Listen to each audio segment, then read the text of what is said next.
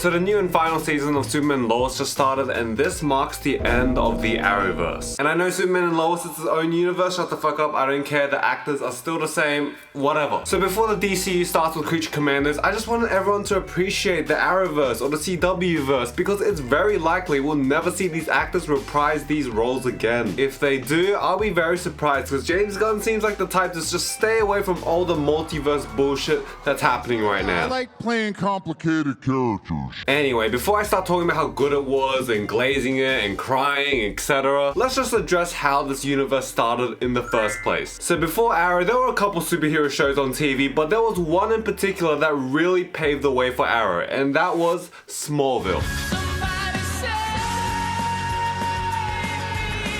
Smallville was about Superman before he became Superman, and apparently it took Clark Kent 10 fucking years to realize that he can be a superhero. It featured a lot of heroes from the DC universe like Aquaman and Cyborg and Green Arrow, who was played by Justin Hartley. Apparently they were going to do a Green Arrow spin-off from Smallville with Green Arrow leading the Smallville Justice League, but that didn't really end up happening. If that show was actually greenlit, the amount of hoodies the costume department would have went through would have been insane. A generational run of different colored hoodies for every single character. So after Smallville ended, CW ended up ordering a Green Arrow show that was completely separate from Smallville, set in a reality that's completely grounded. And if you know anything about the Arrowverse, that fucking didn't last long, because soon enough we ended up getting metahumans, aliens, multiverse-ending creatures. Yeah, it's a bit far from chasing dudes in a warehouse. So let's go through some of these shows and just celebrate them, you know?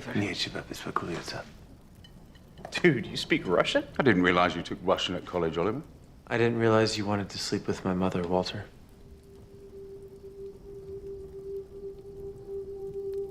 Okay, it's time for me to admit it.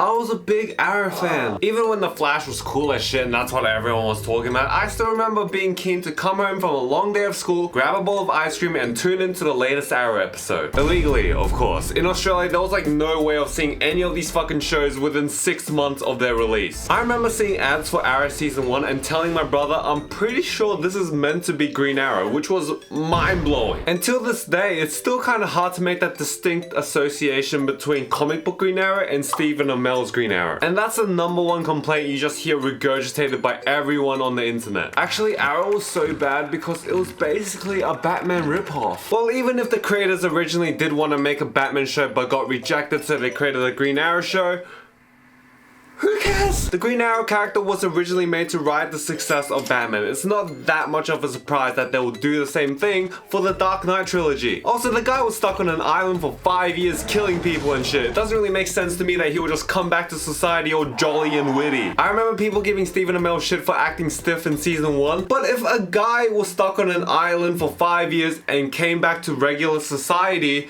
I would be scared if he was all chatty. And not in the, whoa, this guy could be dangerous, as in like the, this makes no sense at all, what is happening? The only season I say they bit too much of Batman is season 3 with Ra's al Ghul and all that. Like, bro, that is basically all Batman. And I'll never forgive the fact that in that season, he survived getting stabbed and getting kicked off a cliff by snorting plants or whatever the fuck, instead of using the Lazarus Pit. Let's not forget the villains in the show either, and by that, I mean Deathstroke. This show single-handedly managed to link Deathstroke to being a Green Arrow villain for a lot of people. Same with Prometheus too. Is that crazy? Them two specifically, they fucking popped off in this show. Now, I can't really talk about Arrow without mentioning Felicity. And if you know, you know. The part when she was in a wheelchair but she got up to walk away from Oliver Queen to reject them. Absolute cinema. Absolute. I didn't know I was watching a fucking soap opera. I don't know what happened behind the scenes, but it seems like they just changed out all the shitty writers and just went absolute ham. That season was so fucking good. Stephen Amell was so fucking good. And for the rest of the show, apart from some little bits here and there, it never dipped too badly. And before I move on, I want to address this recent interview clip that went semi-viral with Stephen Amell. Fair Peacemaker took a shot at Arrow. Yeah. That was a little unnecessary. I didn't fucking appreciate that. Between the movies and between Peacemaker a little bit, our show was kind of treated like shit. I get it. We're on the CW. I get it. It's TV. And we got crapped on for years and years and years. And this just seemed excessive. Like, again, I'm not actually mad, but like, Just remember hearing that, and I just remember being like, fuck those guys. Like, seriously, like I'm up here, I'm working just as hard as anyone else. Do you know how hard it is to play a superhero with no superpowers for 23 episodes a year? It's really, really, really hard. I mean, I've met John a handful of times. There couldn't be like a nicer, more genuine person. You know, if I should be mad at anyone, it should be James Gunn for writing that in the first place. But, you know, he could not be a nicer guy. Yeah, I mean, people don't really understand how grueling filming a 23 episode season every year can be. Dude, every episode was 42 minutes, times that by 23, times that by every year. That's like filming 7 movies back to back every single year. These days, we're lucky if we get a 30-minute, 8-episode season without having to wait 2 fucking years between each season. Also, if you don't know what them two are referring to, it's when Peacemaker talks about Green Arrow and he's like, oh, Green Arrow goes to Brony conventions and has a butthole in his costume. Now you might be thinking, oh, Peacemaker's obviously talking about the character, not Stephen Amell. Like, come on, Stephen Amell, grow up. He said Aquaman fucks fish, for God's sake. Yeah, until you know that in the past, Stephen Amell did go viral for going to My Little Pony conventions with his daughter. And I feel like that's a bit too much of a coincidence, you know? Like, yikes. Like, he took it better than I would, to be honest. So yeah, Stephen Amell is right. The Arrowverse was shit on a ton. Even though the crew and cast were working their ass off, were getting paid less than the movies, and we had longer hours, and made a Justice League movie better than the Justice League, yeah, the Arrowverse kinda needs a break. Speaking of Justice Leagues, the Legion of Doom actually made an appearance in the Arrowverse in... Gather around, friends. It's story time. Why don't you take a walk around the block?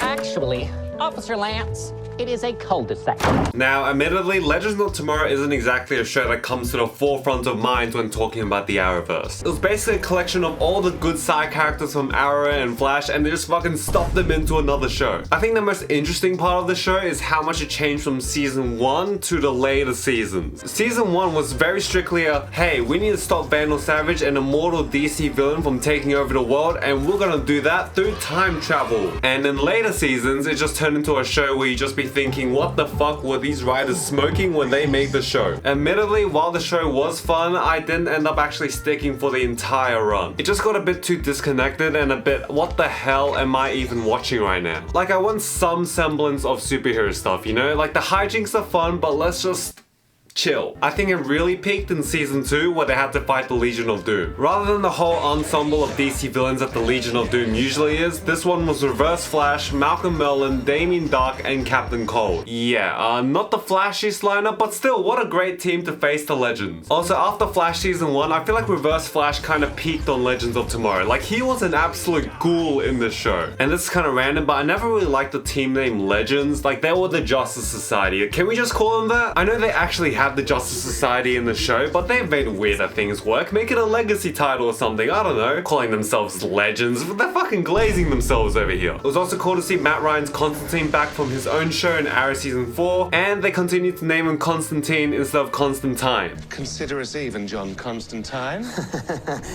Constantine. Is it? I don't care. I haven't seen the Keanu Reeves version, but Matt Ryan pretty much looks ripped from the comic book pages. I have no idea how they're ever gonna beat this. The one thing I will say, this is pretty random, but his clothes always look too clean on this show. That's such a nitpick, but it would bother me every time I'd see it. I'm glad we managed to get more Brandon Routh's Ray Palmer out of the show before they wrote him out for budget reasons. Like, I get that he was expensive, but I promise you, we can cut back on the giant teddy bear scenes and afford to pay a little extra to keep the heart of the show. But that's okay, because in the meantime, we do have another Superman to keep us occupied in... There you go, friend. Thanks. Cool costume. Thanks. My mom made it for me.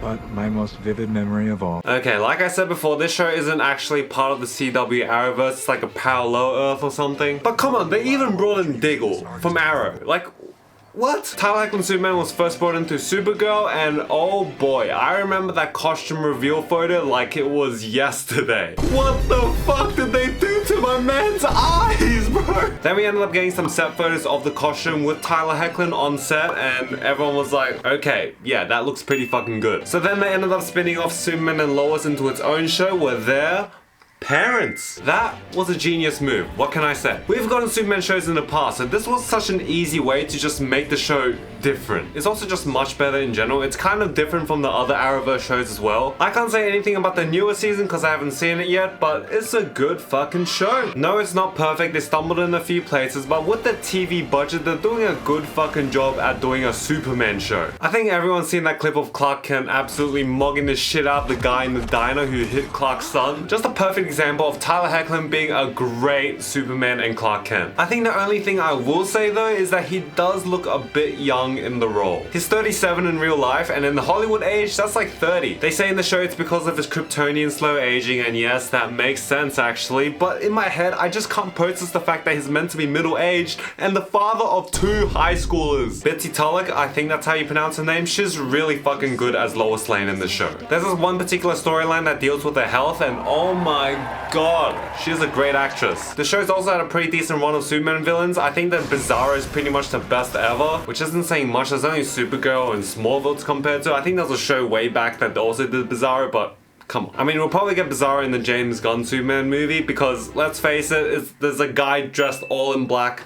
It's gonna be a clone, and it's gonna be Bizarro. Recently, we had Lex Luthor, who was great, and we have Doomsday, and listen, I don't know what it is with studios having such a hard time trying to make Doomsday look like Doomsday, but here we are. We also have Steel, what a great surprise and a great adaptation and a great side character in the show. I just wish the suit improved over the seasons, but hey, TV budget, I get it. And apparently this new season was truncated really hard and it was a pain to film and they had to cut a bunch of stories out. I get it, you have to clear the way for James Gunn's Superman, but it still kind of sucks, you know? Like at least they were offered another season to wrap things up. Like that's better than nothing. Speaking of David Corenswet, Tyler Hoechlin actually did mention that David Corenswet sent him a really nice message about being happy to take up the mantle, and Tyler Hoechlin is actually really confident that David Corenswet will do a great job as Superman. And super happy to pass it off to David. I'm sure he's going to do a great job. He actually did send me a really nice letter as we were wrapping up.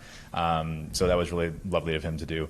But yeah, I wish him the best, and I have no doubt they're going to be great. But yeah, with Superman and Lois ending on its final season, I'm still kind of melancholy about it. Did I watch every single season in the Arrowverse? No. But I love the universe and the characters and how consistent they were, because that was a big part in making this universe into a bunch of people's weekly schedules. Now we've got 8 episodes in 1 week, weekly episodes in another, waiting 3 fucking years for another season to come out, writers not being paid.